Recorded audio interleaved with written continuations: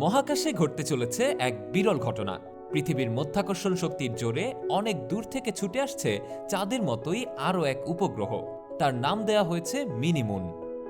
Mini moon যদিও আকাশে দৃশ্যমান চাঁদের মতো এত সুন্দর হবে না, এটা মূলত একটি গ্রহাণু, তাই আকার হবে অত্যন্ত ছোট। গ্রহাণুটির আসল নাম হল 2024 PT5।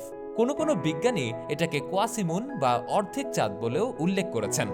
সৌরজগতে রয়েছে অসংখ্য গ্রহ, প্রত্যেকেই একাধিক চাঁদ নিয়ে ঘুরপাক খায়, কিন্তু পৃথিবীর কাছে রয়েছে মাত্র একটিই চাঁদ। এই একের সঙ্গে এবার আরও এক যুক্ত হতে চলেছে।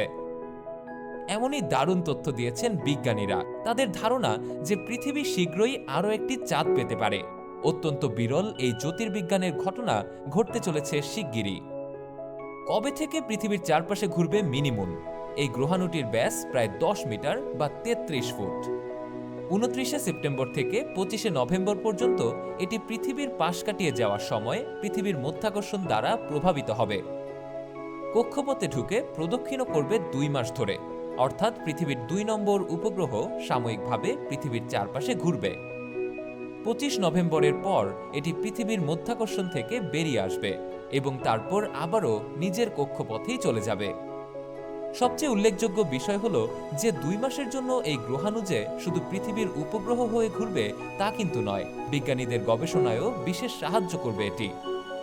এর দ্বারা তৈরি চুম্বক ক্ষেত্র থেকে অনেক নতুন নতুন তথ্য জানতে পারা যাবে বলে আশা করছেন বিজ্ঞানীরা। আমেরিকান অ্যাস্ট্রোনমিক্যাল সোসাইটি এ সংক্রান্ত একটি গবেষণাপত্র প্রকাশ করেছে।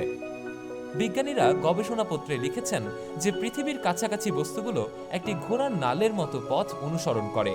যখন এটি ঘুরতে ঘুরতে কোনো গ্রহের কাছে আসে তার গতিবেগ খুব বেশি হয় না। কিছু সময় ঘুরে তারা আবারও নিজেদের কক্ষপথে ফিরে যায় কিংবা শক্তি হারিয়ে ধ্বংস হয়ে যায়। তবে 2024 PT5 কিন্তু ধ্বংস হবে না। পৃথিবীর চারপাশে ঘুরে তা সূর্যের চারপাশে ঘুরতে চলে যাবে।